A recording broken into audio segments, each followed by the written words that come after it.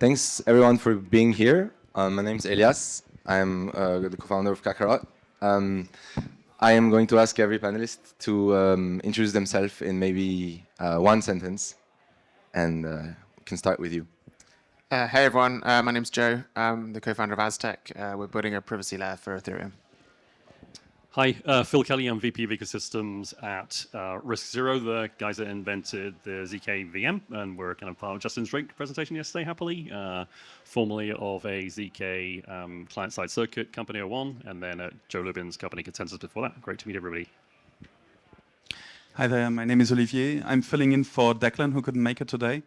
I work at Linnea, and I work on the arithmetization. Hey everyone. Hey everyone.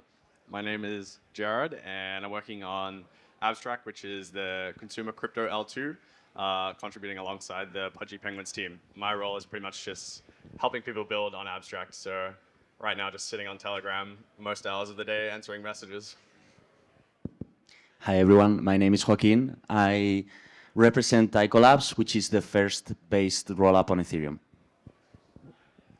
All right.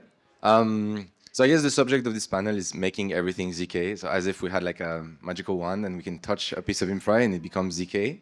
So I'm going to ask the panelists, if you had this magical wand and you can make any piece of the infra of the crypto landscape and we can enlarge it to any piece of internet, what would you make, only one thing, you could make it ZK today. And I'll allow scalability or privacy use cases of ZK.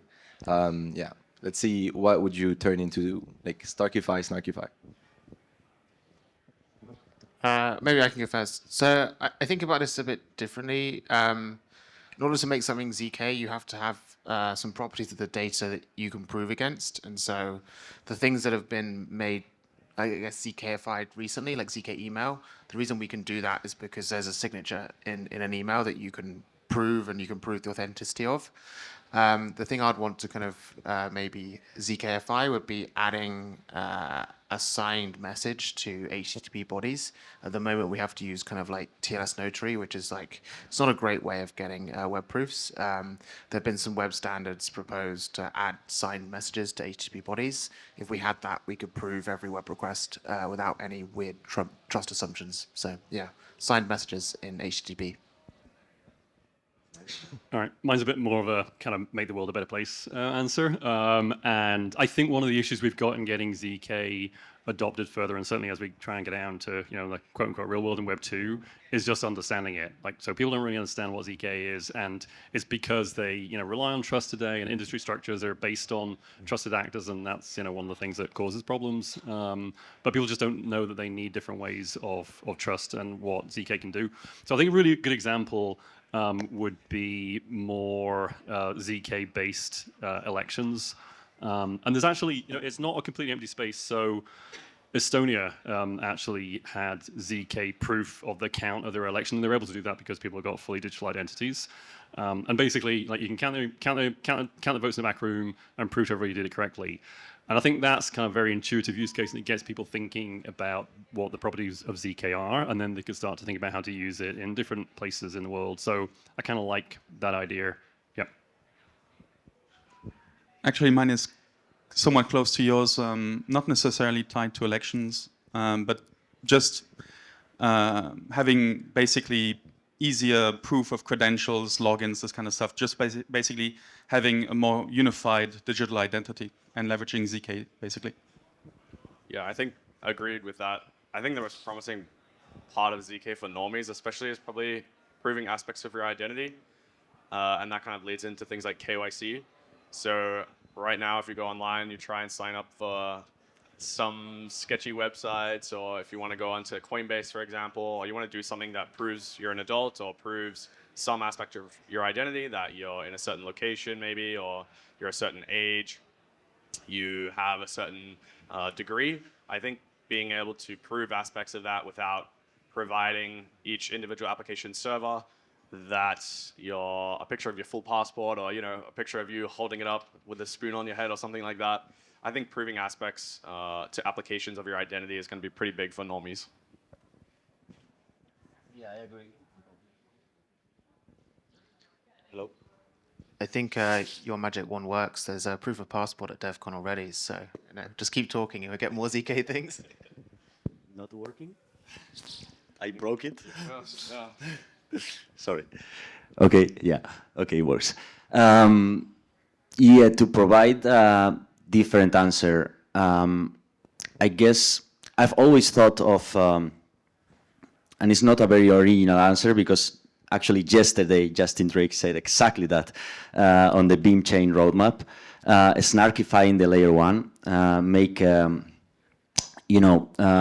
access to participate in the consensus layer easier and making it faster, make the finality faster. It's gonna help the whole space, especially the layer choose and base rollups, which is what I represent. So I guess if I had the magic wand, I would snarkify the layer one right away. Yeah, good answer. HTTP, I didn't have it on my radar. It's a good one. No more intermediaries, even if there are TEs. I had one question about making everything ZK. So it feels as though it's nice because we always talk about the proving aspect of ZK. Touch this, I've proven it. Touch this, I've proven it. But we tend to overlook the relationship between prover and verifier. And as soon as you assign a prover to something, you have to assign to it a verifier. And I would like to know your opinion on the challenges of, if not vendor lock-in, at least proof system lock-in when it comes to making everything ZK.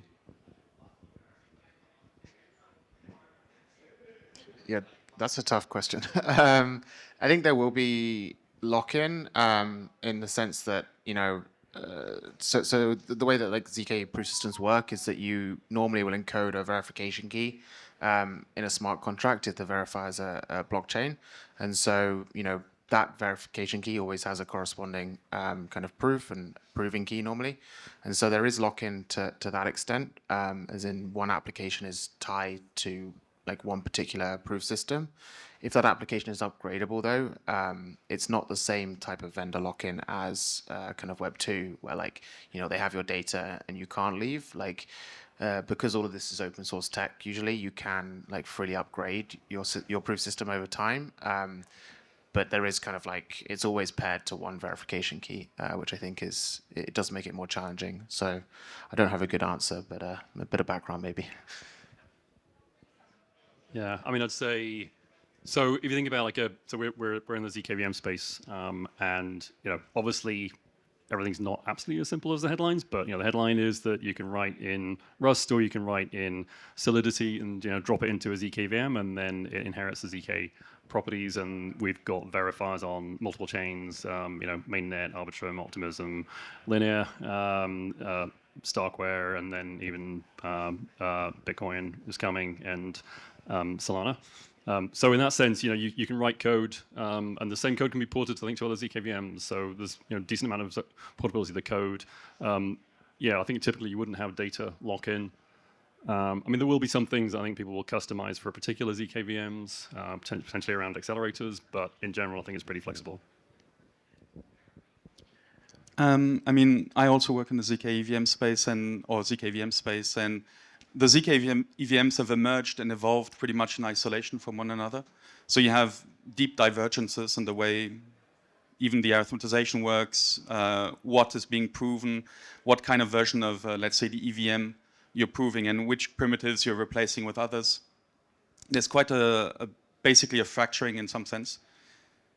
But especially if you think of like the L1 adopting maybe some ZK EVM at its core, you will maybe or hopefully see some kind of convergence on some standard. And this sort of diversity of the provers as well is desirable, but you should have some agreed upon format where you can sort of interoperate easily, which may just emerge as people try to transition to a ZK EVM at the layer one. Yeah, I don't have much to add on top of it, but I think as a general,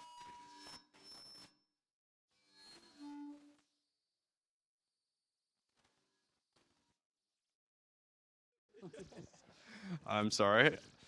What I was going to add was, I think maybe you guys can touch on this more as well as experts, but I think as a general rule of thumb, like there's two kinds of systems. I think building for a very specific rule set. In the case of like ZK EVM, you need to essentially build, from my understanding, the circuits for each opcode, and that is kind of like the cheap way to do it, where you'll go cheap and specific. Whereas ZK VM, from my understanding, is like more broad and costly, where you can kind of go general purpose, but have more flexibility in the way that you kind of build out these systems and the proof of verify relationship. I think that's the only thing I can really add there. Yeah, I don't have much to add from a technical standpoint, but I agree with what you said. Actually, we started as a CKEVM, and we have shifted our focus to CKVM. We just integrated RISC-0 and Succinct Labs as a multi-proof system. And I guess the actual goal is to simplify as much as possible, and as Oliver said, make it standardize it a little bit, make it simple, and make it I guess faster and easier to develop, which in the CKEVM space was quite a big challenge. Can I just say, I mean, you're getting different answers from different people, partly because ZK is such a broad term. There's so many different ways to use it. So, I mean, like Noir is more circuit-based. We're a general purpose VM. You got a ZK EVM. So, it's like really depends on how you deploy the stuff. All right. Oop. Test. Okay, it's working, right? Yes. It is? Okay. If you look today, running a OP chain in production, like as an app chain, is roughly $3,000 per month. If you transition into using Succinct Labs proof system, like OP Succinct, I think it 10x's the price. So it's approximately 20K per month. But at the same time, when you look at all the app chains, they're not private. Would you rather 100x, make every ZK proof 100x cheaper, such that adoption is just more easy, or get data private? If you had to choose one today. I'll cheat. I don't think you have to choose, because when you make something private, users prove everything on their device, so the load that the sequence is proving is a lot less. So by making it private, you actually kind of massively parallelize the kind of compute to users' devices, so you kind of get cheap and private transactions at the same time. Also, just like to maybe extend the framing of the question. I mean, OP Succinct is not private. It is, nor would be OP based that was entirely validity proof based on RISC-0. It's a question of fast finalization, and I think building a validity chain is a really good form of fast finalization and complete certainty of transactions. And I think we will, see mass adoption of that. But we're in a situation now where the industry's getting pilled on ZK. Costs are still relatively high in some ways, but they're dropping quickly. So I think we'll probably see a period where there's a hybrid approach, and you can use Optimistic to keep costs down. You can introduce ZK for fast resolution of disputes and get the Bosa-Beth wills, and then have people moving towards full validity proofs over time. I mean, you could do sampling, for example, during the day.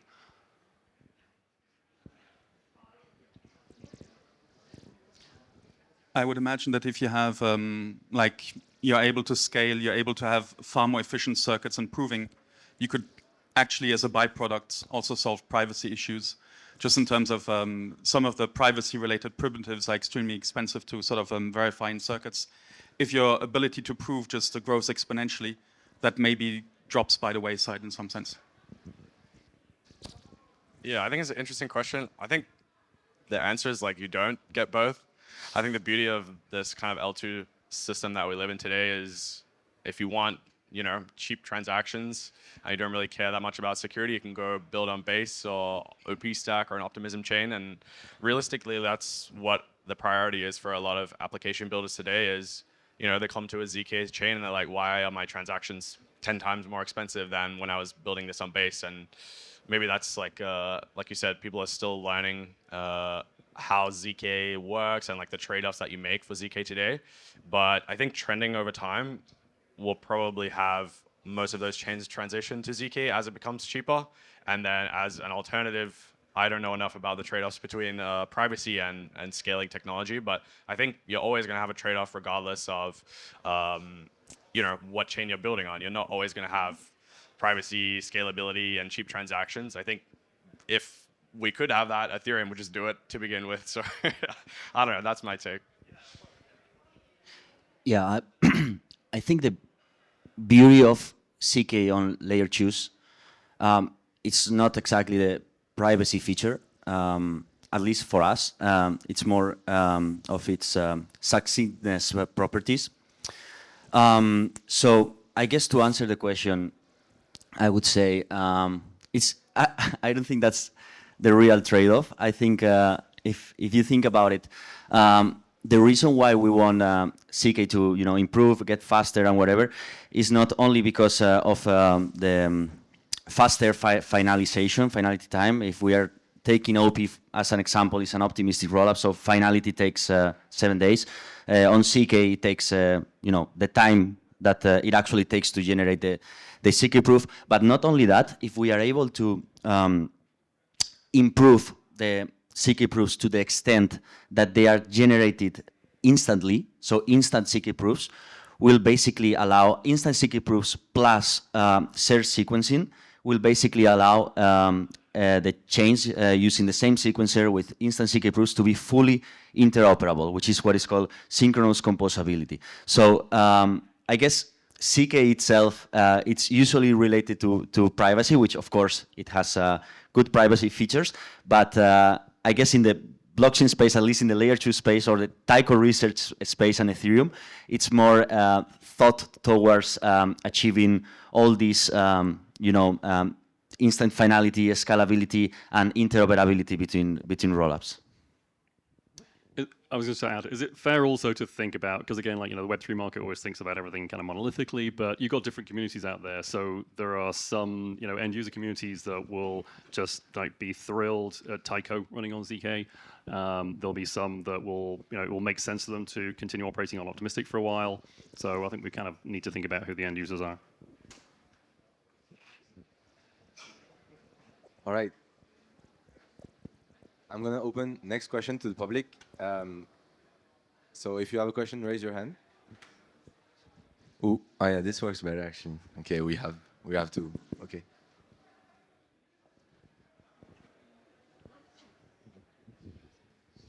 Yeah, Phil is already going like, fuck no.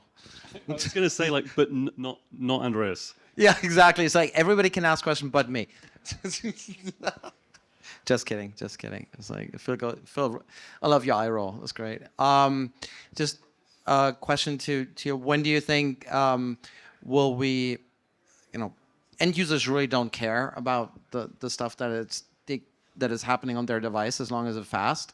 So when do you think you will see ZK dedicated hardware that is coming out right now be used more broadly also for end user applications where the end user basically outsources the proof generation to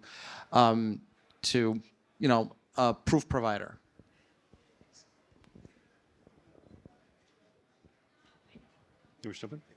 I mean, again, the answer is going to be different depending on who you ask and how they're deploying ZK. In our world, in the ZK VM world, having back-end proving services is pretty important, and we already have that. And we're working to have a decentralized marketplace for proof generation. And one of the benefits of that is you'll be able to plug in new proof supply easily.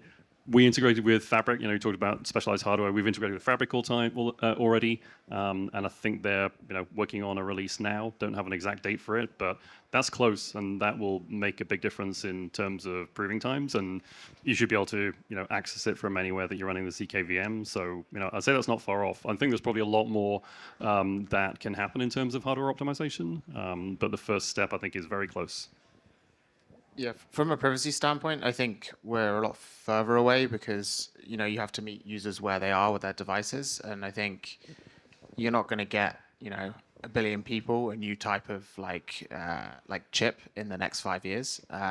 It has to come from what already exists, and so the way I see it is like there's a lot of low-hanging fruit on devices today that we're not utilizing for like advanced proving. Like phones have really good GPUs for gaming, but at the moment all our proving systems are kind of mostly CPU optimized, and so there's been some work trying to get web GPU proving to work. The algorithms are really hard, but I think there'll be some breakthroughs on the software side first on kind of end user proving for privacy, just because of what devices we have today, and the Apple chips are getting pretty fast. So I think we'll see that on the consumer side before we see custom ZK hardware for private applications. Yeah, that's a very good question, and I guess if I got it properly, users won't care about what's behind whenever we are able to, as an industry, whenever we're able to abstract it enough for them to not care what's going on or not realize what's going on, which is definitely a big homework that we haven't been able to do yet. It's still very complex. And I'd like to double down on Phil's point on, because you also mentioned that if I got it properly, you also asked if we think there's going to be like CK specific hardware. I guess if we boost the ability to permissionlessly prove on chains and create decentralized markets for proving, we will enable competition, and with competition comes technological advancements. So if there's profitability on generating proofs, 100% there's going to be advancements on hardware acceleration for proof generation. Yeah, but the biggest ZK applications are going to be all off-chain. Who cares, right? Who cares about on-chain? Why?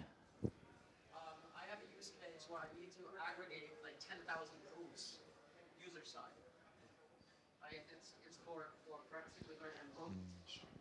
Right? So I have GPS location where I segment my journey. Right? And then I need to prove the exact distance travel, right? Without revealing any GPS. Right? So I can't do that Off-chain. on a device. Yeah. Right. So I need to outsource that to a quote unquote trusted service provider.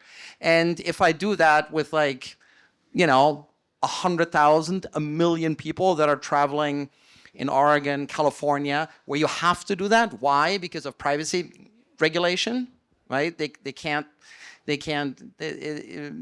Everybody doesn't want to have any PII, right? Because it's a huge liability. So this is what's going to, in my opinion, what's going to drive, because we're already seeing these non-chain ZK use cases cropping up. Credentials, ZK-fying credentials, aggregating them up, right? To be able to prove one statement about myself, like with my healthcare provider. Yeah, but that's off-chain examples. I agree with you. But there's a lot of on-chain demand for ZK proof generation. Oh yeah, absolutely. But it's like that the scale is not going to come from on-chain. Well, maybe you're right. But for example, it's a good point. I guess the scale is not going to come from on-chain production, unless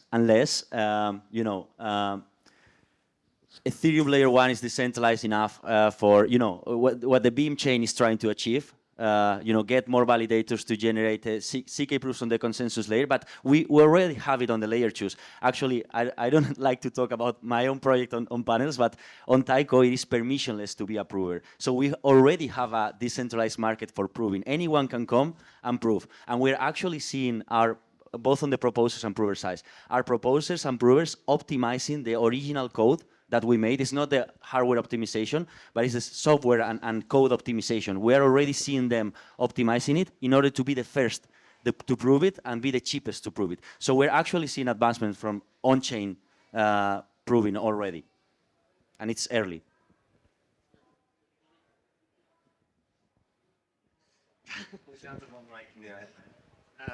Yeah, I think maybe to just, I agree that a lot of the demand will come from off-chain. I think there's going to be more use cases in the world that need ZK than need distributed consensus. Like, I agree with that statement, like long term, but I think to get where you need to go, I think you also need to change like proving systems and other things. Like, if you're doing like that much recursion, you probably need folding, and like I think you need to kind of, you need to like the technology is going to keep improving at like faster than Moore's law, and so maybe not today, but like give it a year, I think you'll probably be able to do your use case.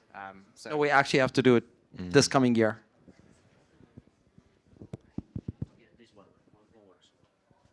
I think it's working now. Okay.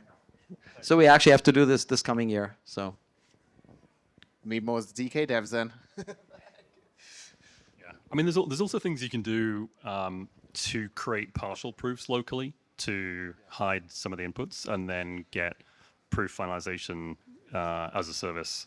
So there's a bit more flexibility than I think like is typically discussed today. But yeah, I mean, there's definitely a way to go. Do we have time for a last question or? Then it's one.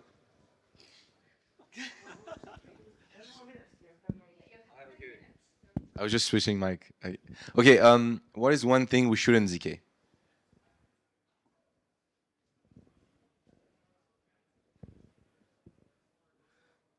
I think I don't know. I feel like a lot of the time the crypto space is pretty delusional of the use cases of decentralized technology, and like putting everything on chain or putting every ZK into everything. I think my take is ZK has pretty specific use cases right now.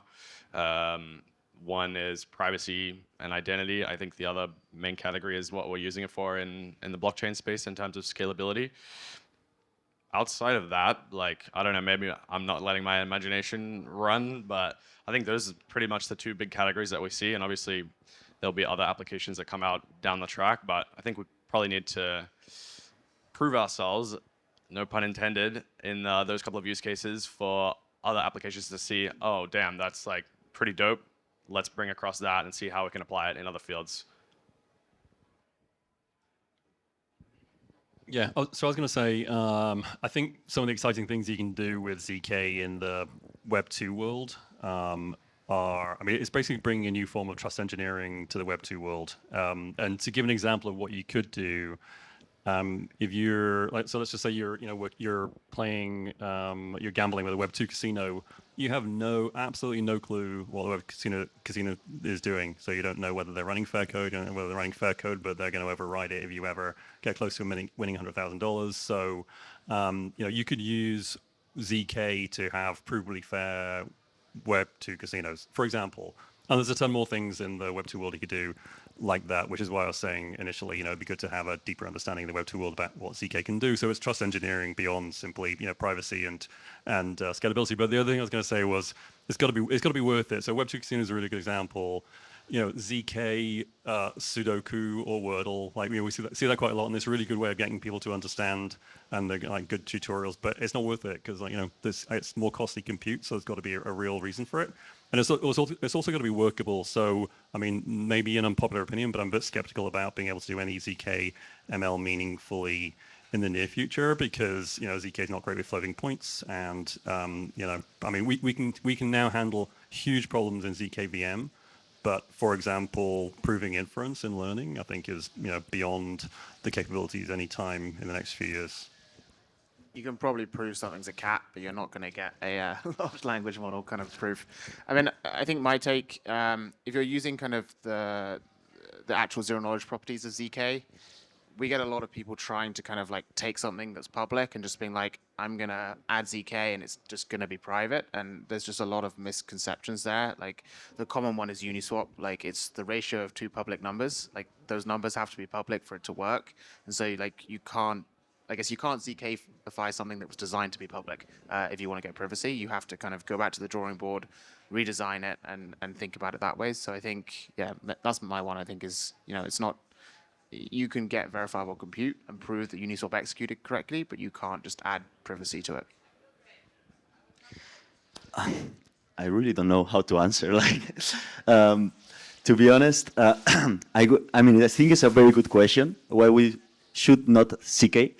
But the reason why I don't know how to answer is because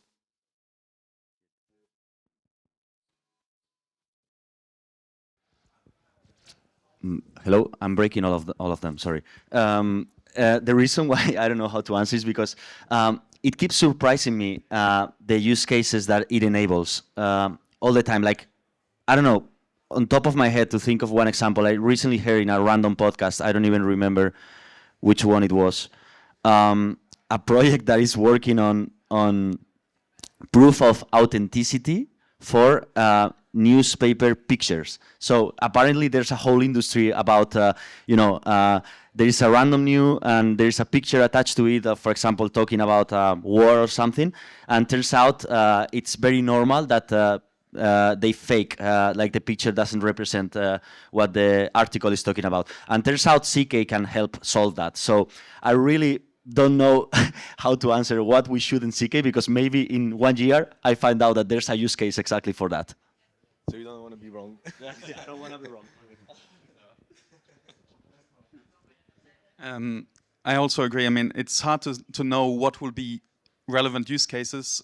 So I wouldn't say that there's anything one shouldn't ZK, but there's certain things that you don't want to ZK, where you'd rather basically, for instance, if you think of like the trend in the ZK EVM space is towards type 1 ZK VMs. Type 1 ZK VMs currently means a lot of ketchup. In some sense, you would rather the protocol evolve towards more crypto-friendly primitives from the get-go, and basically shift the meaning of what it is basically to be a type 1 ZK VM. So I hope we don't have to go down the route of, well, and I expect we won't, of basically proving ever more ketchups, but having maybe just a better or base sort of protocol that is more friendly from the get-go. One for Illusion, because we're a type 1. I agree with you. I hope we don't, I mean, I think this was, I'm coming back again to Justin Drake's talk yesterday, which was very interesting. You mentioned, for example, ketchup hash function is quite inefficient, and you hope we don't have to go down the road of having to use that hash function because of its inefficiency. I agree, and I hope Ethereum itself is the one that leads with example. And I think Justin mentioned, maybe I'm wrong, correct me if I'm wrong, but I think he mentioned changing it to Poseidon, which is much more efficient. I don't know if it's Polygon, the one that developed it at the first time. So yeah, I guess changing the definition of type 1 to a more efficient type 1-ish is the key, even though not being a type 1 comes with a lot of trade-offs, of course. So yeah, I agree. All right. I'm checking time, but I think we're good. What's your stance, like bearishness, bullishness on ZK analog tools like a ZK microphone, and I somehow sign my voice and I can prove that I'm not speaking to you from ChatGPT 4.0, or ZK camera that says that my stream is not a VTuber stream? What do you think? Do you think that's going to come anytime soon, or it's too easy to civil, or it's impossible to just manufacture at great length? I think these tools will become more important, especially as AI. It's kind of like ZK is defensive technology against AI. Like I think that's kind of like a common kind of thought now.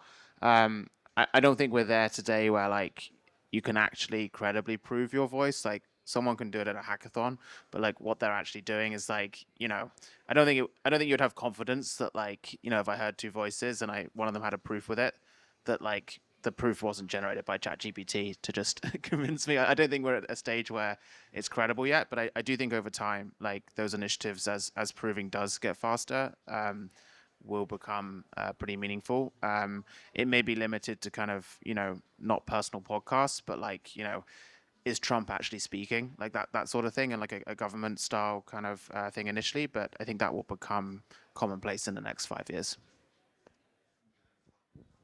I think some of those. I mean, you can do all kinds of stuff with ZK, but you also have to think about whether it's the best and the right approach to some problems. And authenticity to some extent can be solved by simple signatures.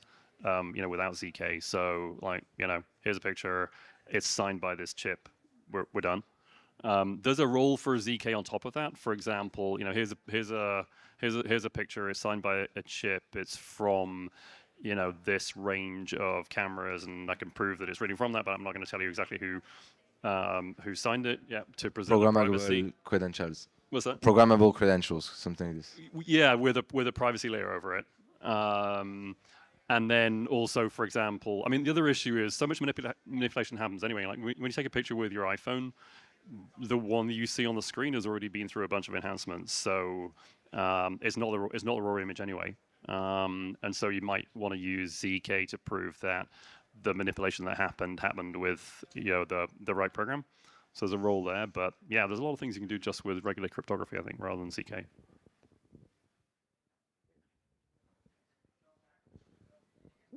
Do we still have time? Okay, nice.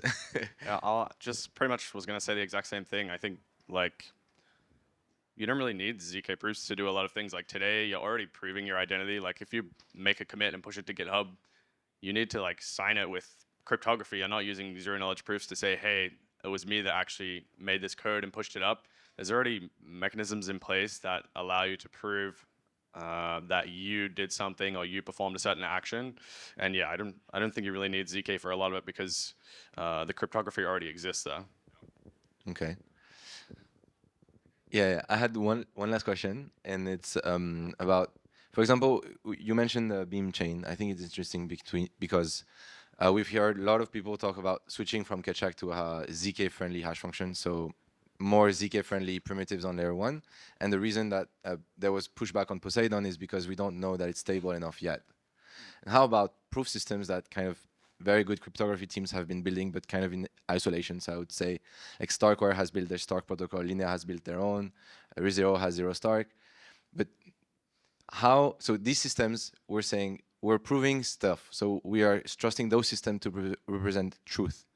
So how long does it take for L1 to switch to Poseidon? Like maybe 20 years. So will it take 20 years, 10 years for people to trust ZK systems such as the ones you've built?